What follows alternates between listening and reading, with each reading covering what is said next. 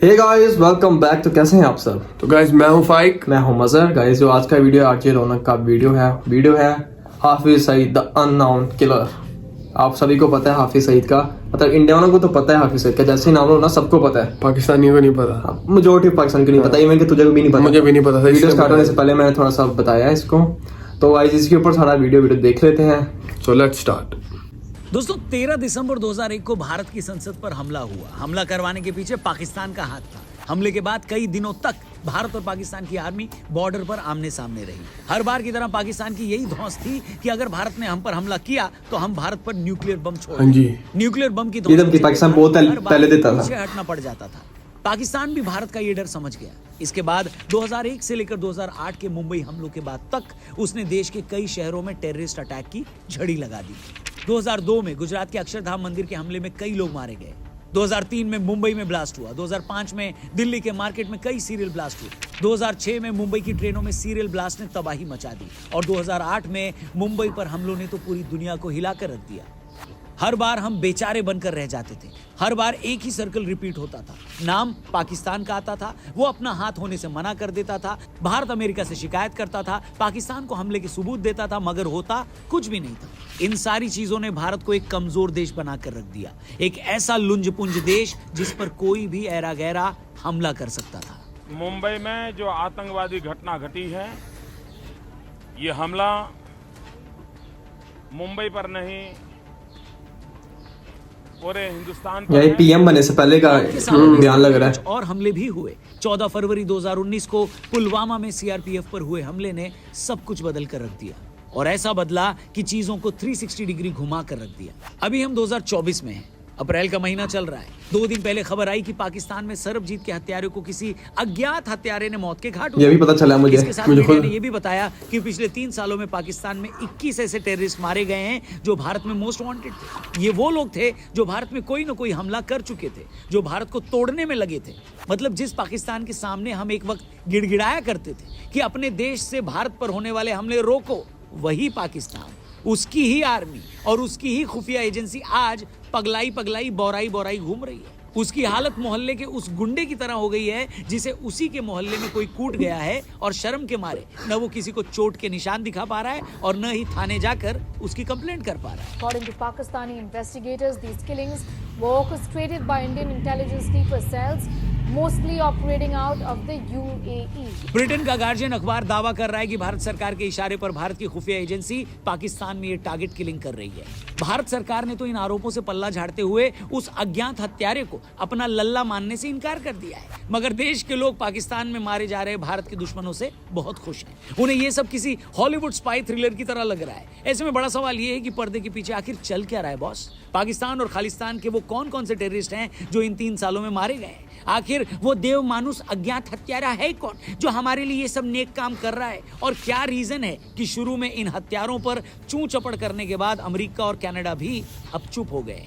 तो आइए इसी मुद्दे पर कौन है ये हीरो? सही लगे तो इसे अपने दोस्तों से जरूर शेयर करिएगा और हमारे चैनल को भी सब्सक्राइब करिएगा, वीडियो लाइक करके जाइएगा। शुरू करते हैं। मगर इससे पहले कि इस मुद्दे पर मैं अपना ओपिनियन दूं, आपको मैं बता दूं कि आप भी अपने ओपिनियन का सही इस्तेमाल करके ढेर सारे प्राइजेस और पैसे जीत सकते हो प्रोमो ऐप पर। डिस्क्रिप्शन में किसने पैसा कमाया वैसे इस एप्लीकेशन से?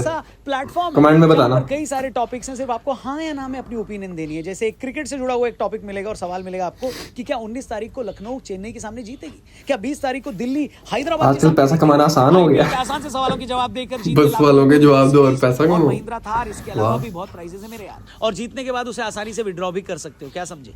बस प्रोबो ऐप डाउनलोड करो, डिस्क्रिप्शन में लिंक दिया है, वीडियो में आगे बढ़ते हैं। तो आइए अब आगे बढ़ते हैं। दोस्तों आज से 24 साल पहले सन 2000 के आसपास जब अपनी आर्थिक नीतियों की वजह से भारत तेजी से तरक्की करने लगा था, तो पाकिस्तानी आर्मी और आईएसआई को इसकी बड़ी चिंता होने लगी। इन लोगों को लगता था कि अगर भारत सच में ज्यादा तरक्की कर गया तो यूएन और डब्ल्यूटी जैसे बड़े बड़े मंचों पर उसका कद बढ़ जाएगा। अमेरिका और यूरोप जैसे देशों से उसके रिश्ते और मजबूत हो जाएंगे, उसका सिक्योरिटी बजट भी बढ़ जाएगा और इससे पाकिस्तान की मुश्किलें बढ़ जाएंगी। यही वो वक्त था जब पाकिस्तानी खुफिया एजेंसी ने तय किया कि भारत को आगे बढ़ने से रोकने का एक ही तरीका है कि भारत के बड़े बड़े शहरों में बम धमाके करवाकर वहां का माहौल खराब किया जाए। तभी तो आप देखिए साल 2000 से लेकर 2009-10 तक लगभग हर कुछ महीने बाद दिल्ली, मुंबई, हैदराबाद, बेंगलुरु, अहमदाबाद जैसे शहरों में बम धमाके होते थे। इन धमाकों के जरिए पाकिस्तान ये कोशिश कर रहा था कि भारत को असुरक्षित देश के तौर पर दुनिया में बदनाम किया जाए, ताकि बड़ी बड़ी कंपनियां भारत में इन्वेस्ट न करें और उसकी तरक्की रुक जाए। और जैसा कि मैंने कहा, इन हमलों के बाद जब भी भारत कड़ा रुख लेता तो पाकिस्तान न्यूक्लियर बम की धमकी दिखाकर ब्लैकमेल करने लगता। ये कन्वेंशनल आर्म नहीं होगी। सीधा जो के अंदर ये समझ रहे हैं कि 4-6 दिन तक आखिर इसकी भी तो लाई हुई थी पिछले दिनों। एयर अटैक होंगे या नेवी के गोले चलेंगे, no way, this will be atomic war. मगर जैसा कि मैंने शुरू में बताया कि पुलवामा हमले में सीआरपीएफ के 40 जवानों के मरने के बाद भारत की फॉरेन पॉलिसी हमेशा हमेशा के लिए बदल गई।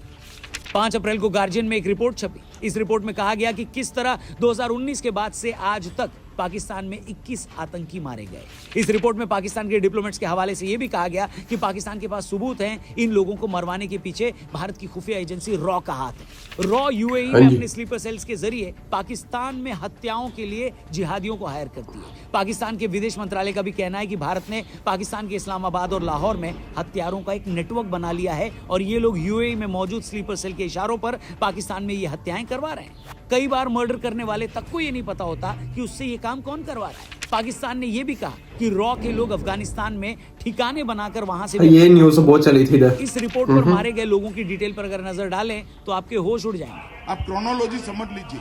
14 अप्रैल को खबर आई कि पाकिस्तान के लाहौर में आमिर सरफराज नाम का एक लश्कर का आतंकी मारा गया।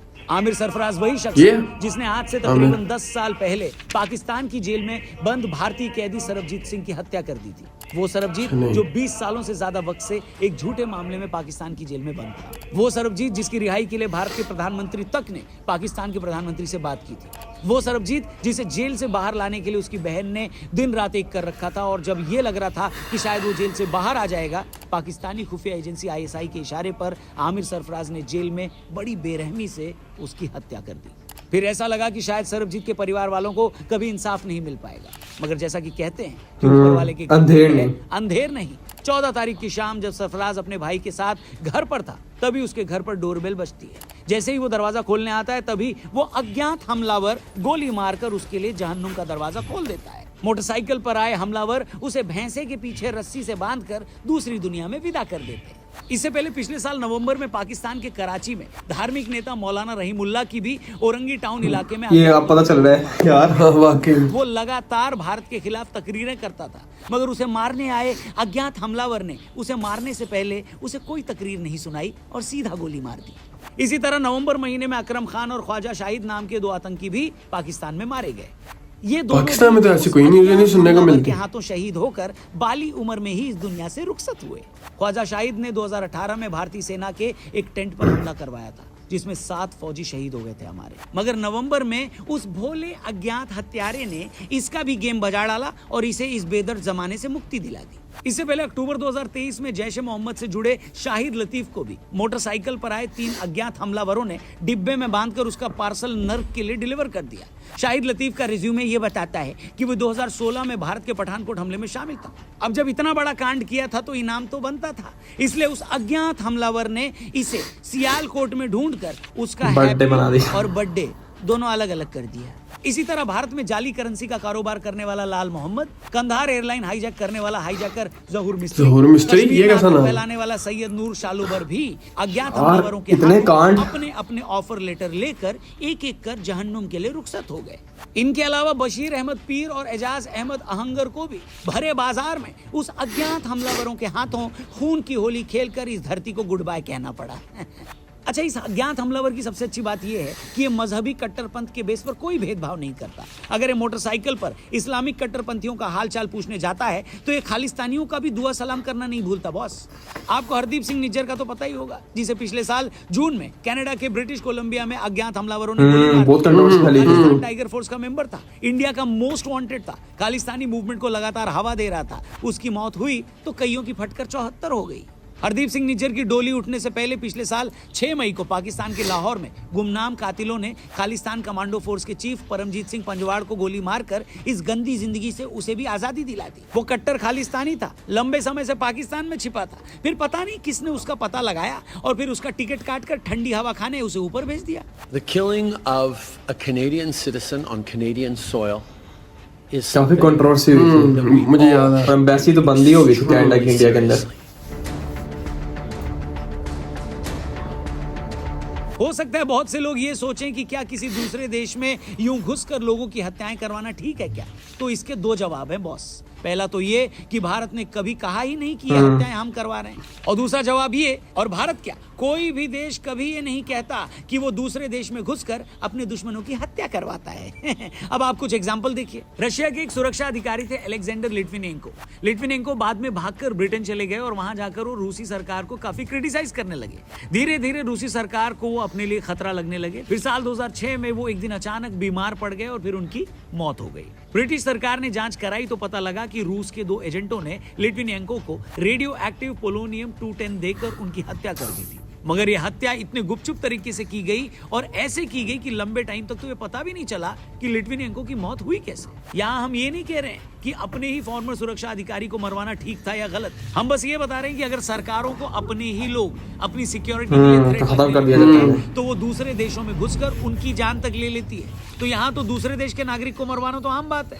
इसी तरह इजराइल ने म्यूनिक ओलंपिक में इजरायली खिलाड़ियों की हत्या में शामिल फिलिस्तीन के एक आतंकी को दुनिया के कोने कोने में इजराइल को पूरी दुनिया ही आतंकी लगती है। कुछ दिन पहले इजराइल अपने आप को छोड़ के ईरान के अधिकारी की हत्या कर दी थी क्योंकि उसे शक था कि वो अधिकारी इजराइल को नुकसान पहुंचा सकता। और अमेरिका ने किस तरह 9/11 का बदला लेने के लिए अफगानिस्तान में घुसकर पहले अलकायदा के आतंकियों को तबाह और फिर खुद भाग और गया। उसके बाद रात के अंधेरे में कैसे ओसामा बिन लादेन को पाकिस्तान के एबटाबाद में मार डाला, ये भी पूरी दुनिया ने देखा। Good evening. Tonight, I can report to the American people and to the world that the United States has conducted an operation that killed Osama bin Laden, the leader of Al-Qaeda. मतलब साफ है boss, दुनिया के किसी भी गैरतमंद देश के लिए सबसे ऊपर होती है अपने नागरिकों की सुरक्षा, अपने देश की सोवरेनिटी। और अगर उसे उस पर खतरा लगता है कि कोई उसे नुकसान पहुंचा सकता है तो वो किसी भी हद तक जाकर अपने देश और अपने देश के नागरिकों की रक्षा करता है और उसे करना चाहिए। बाकी हम ये नहीं कह रहे हेलो कि पाकिस्तान में पिछले 3 साल में जो 20 आतंकी मारे गए उन्हें हमारी सरकार ने मरवाए ना, हम ऐसा बिल्कुल नहीं। पाकिस्तान में कभी भी नहीं ये करेंगे कि आप इतने भी नासमझ नहीं हैं कि हमारे कुछ बोलने पर ही आपको समझ में आ जाएगा। हम तो बस ये कह रहे हैं कि अगर ये अज्ञात हमलावर भैया जो भी हैं, जहां भी हैं और जितने भी हैं, वो सब लोग खुश रहें, एकदम आबाद रहें, एकदम शानदार रहें। बाकी हम इनसे ये कहना चाहते हैं कि हमारे लायक कोई सेवा हो तो हमें बता देना। आप वहां पाकिस्तान में हमारी इतनी सेवा कर रहे हो हैं, पीछे से घर पर अगर गेहूं पिसवाना हो, बच्चों को स्कूल छोड़ना लाना हो या बाजार से सब्जी लानी हो तो हमें बता देना। आपके लिए हम लोग इतना तो कर ही सकते हैं कि नहीं। आप बस वहां अपना ख्याल रखना और पीछे की चिंता हमारे लिए छोड़ देना। बस आखिर में इतना कहूंगा कि अज्ञात हमलावर भैया अभी पाकिस्तान में हाफिज सईद अंकल, दाऊद अंकल और इन जैसे 10-20 मक्कार और भी। दाऊद पाकिस्तान में इतनी सेवा आप लोगों ने कोई तो भाई में है, कोई बहुत सेवा पानी। अच्छा तो ये हाफिज है। कसम से अगर किसी दिन ये पढ़ लिया ना कि पाकिस्तान में किसी अज्ञात हमलावर ने दाऊद को गोली मार दी तो कसम से खुशी के मारे मेरी आवाज बंद हो जाएगी। ये थोड़ा डिफिकल्ट है। बाकी मेरी तरह अगर आप ये टॉप के हैं जरा हमलावर भैया को कुछ कहना चाहते हो तो कमेंट बॉक्स में हमने कोई ताला नहीं लगाया है, वो अभी भी खुला है। कमेंट करके अंकल को कुछ तो बोल दो, कुछ अच्छा सा लिख डालो भाई साहब। बाकी जाने से पहले एक तो गाइस ये था वीडियो। काफी सेंसिटिव टॉपिक है, मतलब हमें सोच समझ के बोलना पड़ेगा। आजकल बहुत कुछ यार अच्छा कुछ नहीं होती तो ऐसी है कि मैं पहली दफा सुन रहा था और हुआ वो भी पाकिस्तान में है सब। ये तो रिसेंटली हुआ है, हमें तो कसम से खबर तक नहीं है। कुछ मीडिया में कुछ भी नहीं है। मीडिया पागल है, चीजें दिखाएगा। हाँ ये मतलब वैसे भी आज से कुछ साल पहले पाकिस्तान में जब सोशल मीडिया नहीं था तो ऐसा था कि बस पाकिस्तानी दुनिया से सबसे टॉपर है, यहाँ पे सब कुछ अच्छा है बस, और पूरी दुनिया हमारे खिलाफ है, हम तरक्की ना करें, ऐसी न्यूज़ होती थी। और ये जो कर रहे हैं, जो टेररिस्ट का खात्मा हो रहा है, अच्छा बिल्कुल अच्छा बात है। लेकिन अब इसमें अगर कहा जाए कि ये रो करवा रही है तो पाकिस्तान कभी मानेगा नहीं। तो बेइज्जती की बात है ना, दूसरे मुल्क की करवा रही है। तुझे क्या लगता है, तू अपना बता। यार मेरा इस पे ऐसा ओपिनियन है कि ये जो लोग हैं, वास्तव मूवी तो देखी है तुमने, उसमें क्या होता है कि वो संजय दत्त को पॉलिटिशियन ही बुलाते हैं, एंड पे उसको खत्म करवा देते हैं। तो जब ये लोगों को खुद ही अपनी माइट भी पॉसिबल कि पाकिस्तान खुद ही मार रहा हो, ऐसे ही है। रिसेंटली आपको पता है जब इमरान की गवर्नमेंट आई थी तब भी अमेरिका ने काफी प्रेशर दिया था कि आपको ब्लैक लिस्ट में डाल देंगे, तो आप ये टेररिज्म जो है वो खत्म। उसने थोड़ा सा खत्म किया, फिर ग्रे लिस्ट में हो गया था मेरे ख्याल से। हाँ फिर ग्रे लिस्ट से भी निकल गया था। अच्छा तब क्या हुआ था कि पाकिस्तान ने हाफिज को बैन किया था, मतलब जेल में डाला था। बाद में ऐसी न्यूज आई थी वो तो आराम से बस लोग दुनिया को दिखाने के लिए। इमरान खान ने ये भी कहा था कि जो तालिबान है पाकिस्तान के टीटीपी वाले, इनको कहा था कि अपने हथियार छोड़ो, अपनी फैमिली के साथ हंसी खुशी रहो, मैं को बिजनेस भी करवा के दूंगा पेशावर के अंदर रहो, ये पीस हम कर देते हैं। तो लेकिन कुछ लोग ऐसे हैं ना कि नहीं, उनको नहीं रास्ता है ये यार काम। देखो, और ये चीज ना कि पाकिस्तान वॉर क्यों करवाता था इंडिया से, यार हमें क्या फायदा मिलता था वाकई उसका। अब मुझे जाके पता चला था पिछले दिनों में, काफी टॉपिक्स देख रहा था कि जब वॉर होती थी तो अमेरिका से फंडिंग मिलती थी, पाकिस्तान को मिलती पाकिस्तानी आर्मी को मिलती थी कि और वो terrorist पैसा अपनी इतने जेब में ज्यादा लेके हैं। जाते होंगे। से इतने ज्यादा, क्योंकि यहाँ पे टेररिस्ट हमने फैलाए हुए हैं कि अमेरिका ने कहा था कि अफगानिस्तान के अगेंस्ट वॉर में हमारा हिस्सा दो। हाँ, ये तो न्यूज़ है, मैंने भी काफी सुनी है कि जी फाइटर्स पैदा करो, तो देन जब वॉर अमेरिका और अफगानिस्तान की वार में पाकिस्तान ने काफी पैसा खाया है अमेरिका से। बहुत फंडिंग खाई है। नेक्स्ट वीडियो में टेक केयर, अल्लाह हाफिज।